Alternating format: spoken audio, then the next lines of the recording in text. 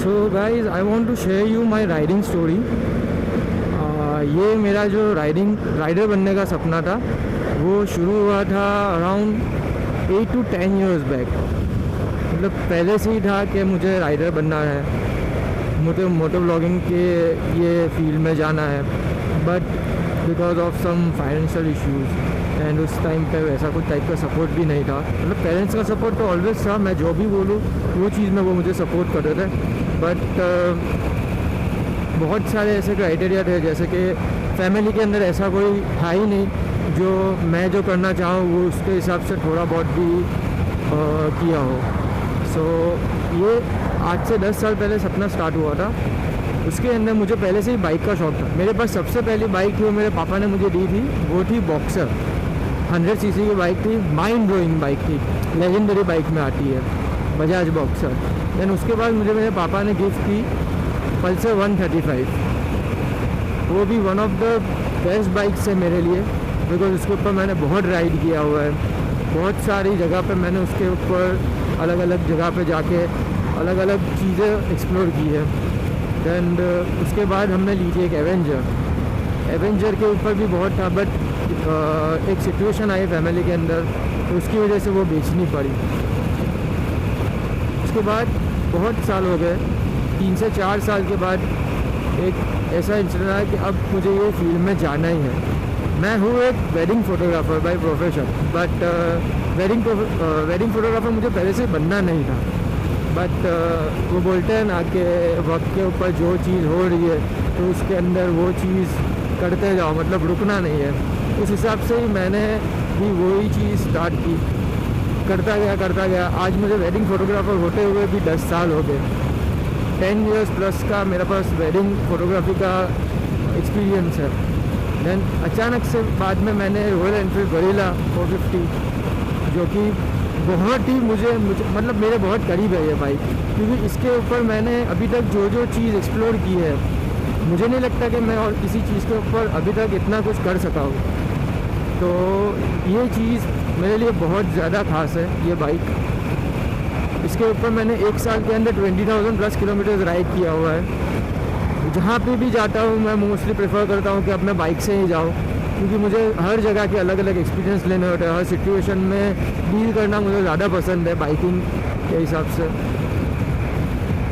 अभी तक मैंने मुंबई जा चुका हूँ बहुत बार, मैंने मानसून राइड की है। रॉयल ब्रदर्स क्लब करके सूरत का हमारा राइडिंग क्लब है, उसके अंदर से बहुत सारी राइड्स की है हमने।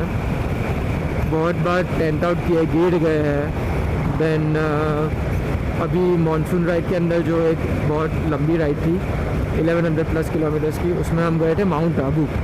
एंड अभी जो हम जा रहे हैं उत्तराखंड, वो अभी तक मेरे लाइफ की सबसे बड़ी राइड है।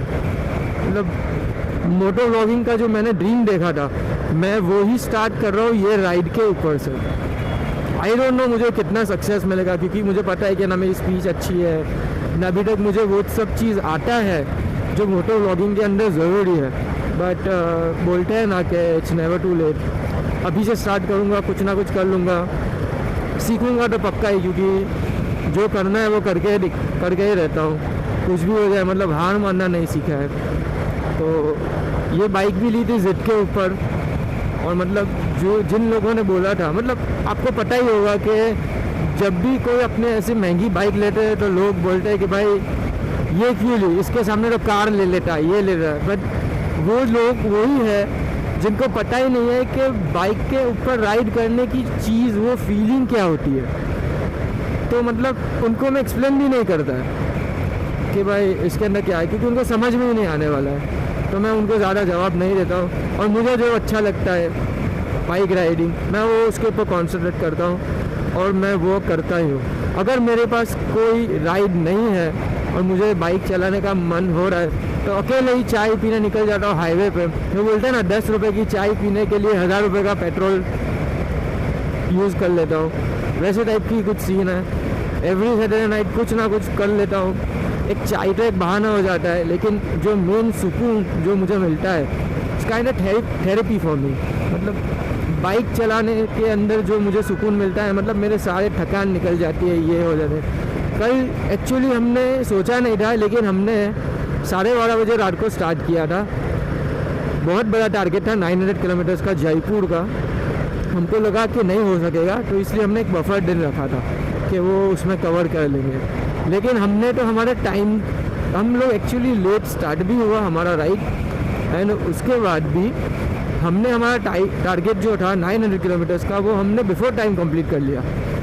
क्योंकि जब अंदर से होता है ना आपको, मतलब जो चीज़ आपको करनी अच्छी लगती है अंदर से, वो चीज़ के अंदर आपको थकान नहीं लगती है, उसका अलग से जुनून होता है आपके अंदर। तो बस वही चीज़ यहाँ पे रिफ्लेक्ट हो रही है, और बस वही चीज़ को मैं अभी आगे मोटिवेशन समझ के निकल ही रहा हूँ। और अभी तक मैंने हार मानी नहीं है, ना मैं मानने वाला हूँ।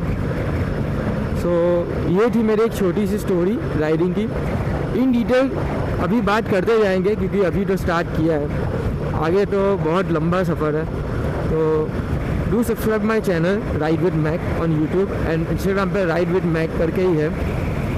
सो गाइस, आपका सपोर्ट बहुत ज़्यादा इम्पोर्टेंट है मेरे लिए, मेरे राइडिंग जर्नी के लिए। तो guys, I am keeping eye on you. Thank you very much and see you. ये पूरी